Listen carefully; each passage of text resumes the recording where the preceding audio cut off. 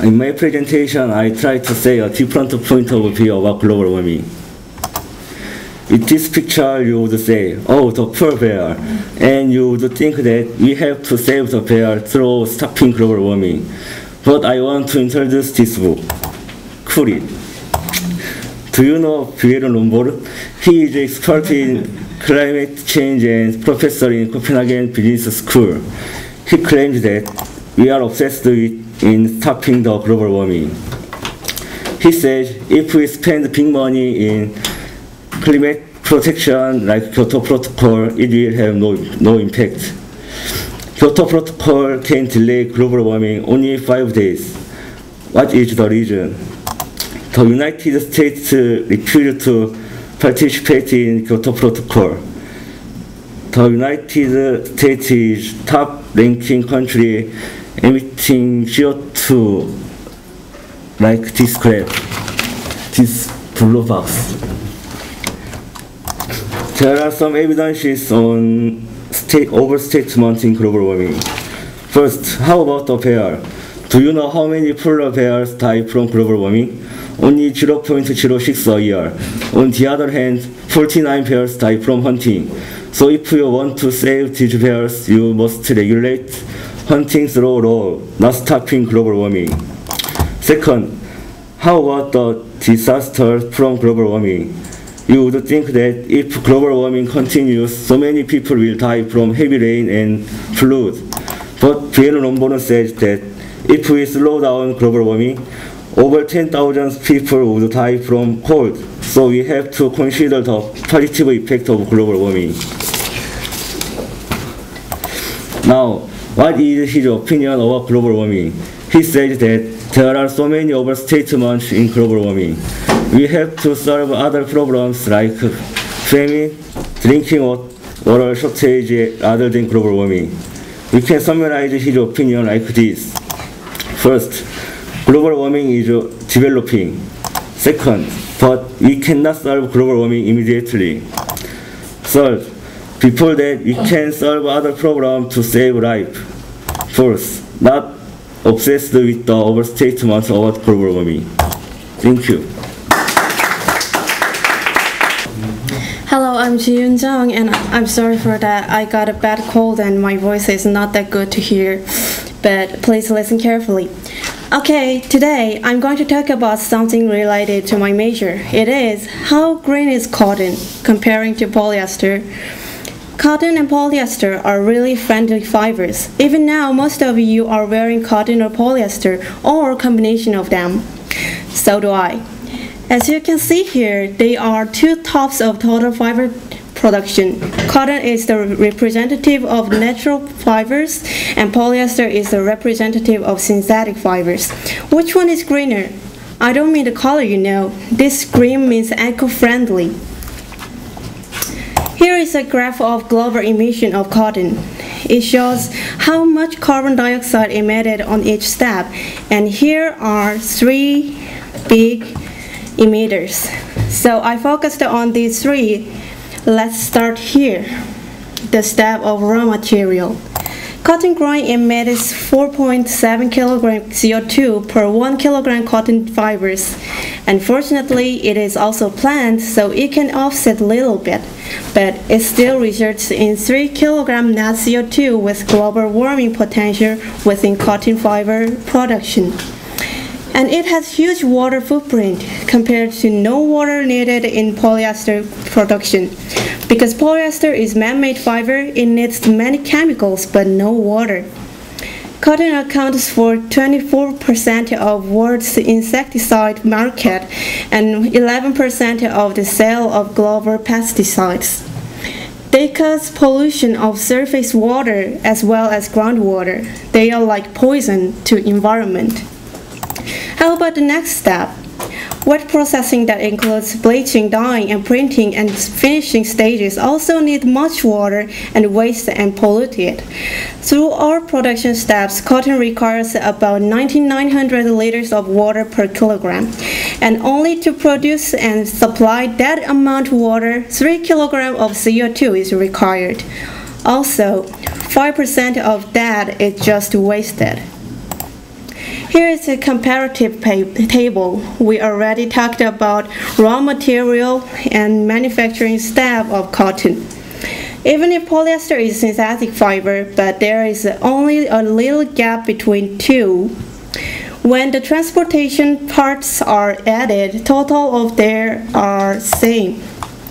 Oh, sorry. The reason why the transportation energy of cotton is bigger might be this. Cotton requires larger area.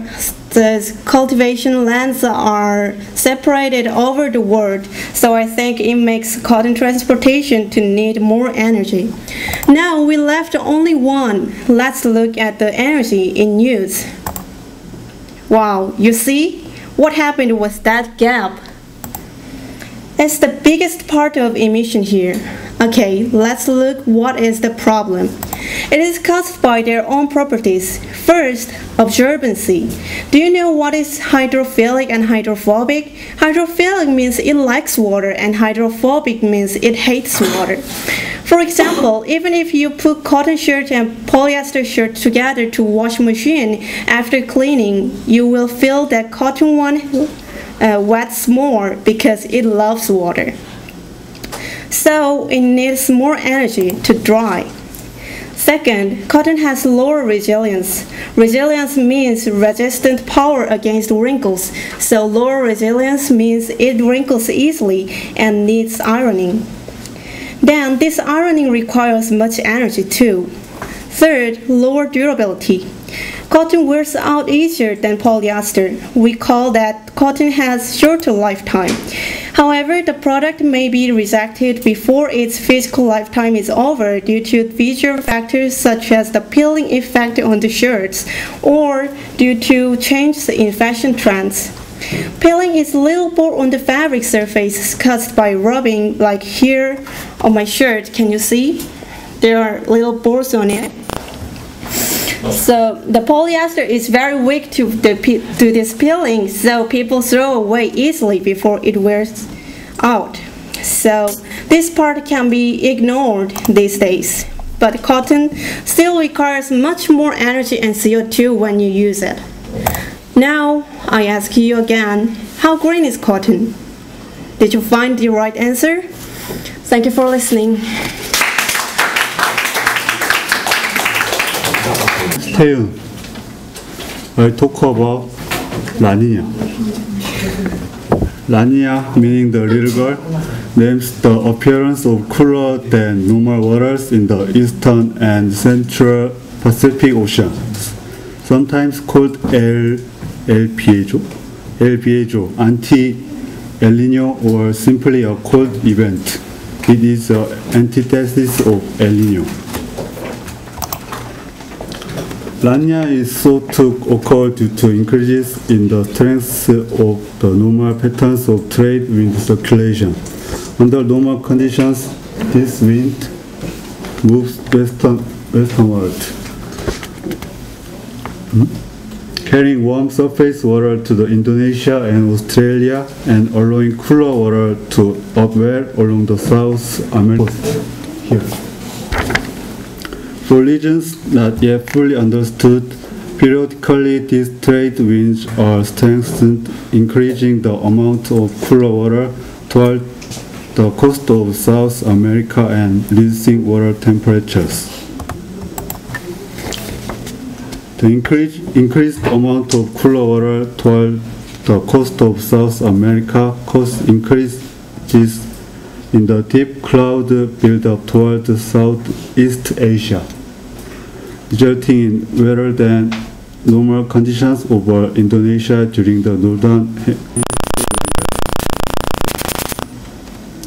The changes in the tropical Pacific are accompanied by large modulations of the jet stream within the middle latitudes, shifting the point at which the stream normally crosses North America. The shifted jet stream contributes to large departures from the normal locations and strength of storm passes. The overall changes in the atmosphere result in temperature and precipitation anomalies over North America, which can persist for several months. Effect of La Nina are more direct and dramatic during the northern hemisphere winter. La Ninas may affect weather patterns in certain parts of the world, causing anomaly high rainfall in the Southeast Asia. Here.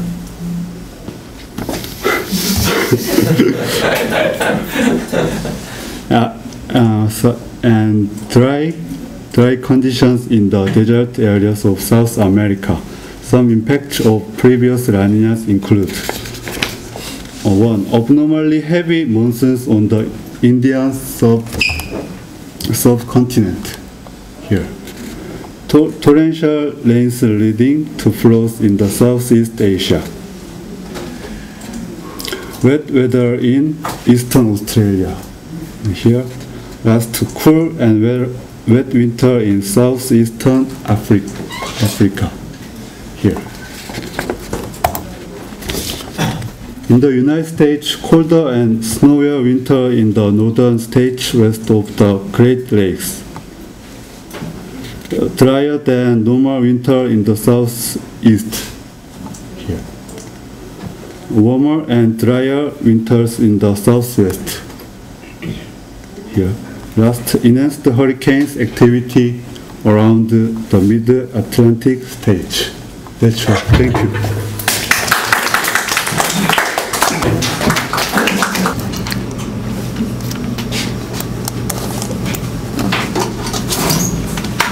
Hi everyone, my name is Lee Song-hyun. Today I'm going to talk about climate change, more specifically global warming. This cute picture shows us that the Earth is melting, but the reality is not that cute.